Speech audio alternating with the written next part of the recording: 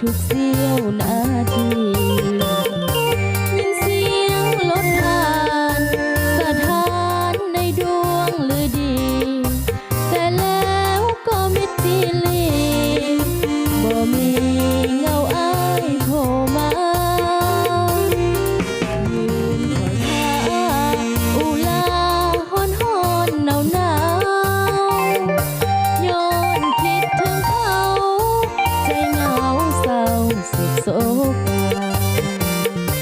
แนวคนเป็นห่วงซ้ำสวงในดวงสิว่าสัญญาบ่เป็นสัญญาอ้ายเคยคิดว่าน้องสิจริงใจให้มาถามไทย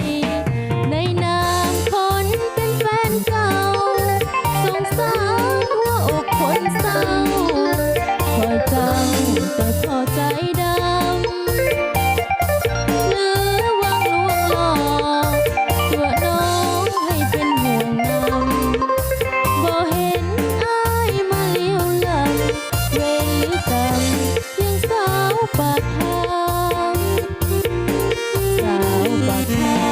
งอุกอังผิดหวังรอคอยนับมือใจถอยถึงคอยก็บ่มีหวังหรือเป็นทางผ่านความหักหมดเพพังสร้างตัวให้สาวปากทางยืนคอยทางแล้วอ้ายบ่มา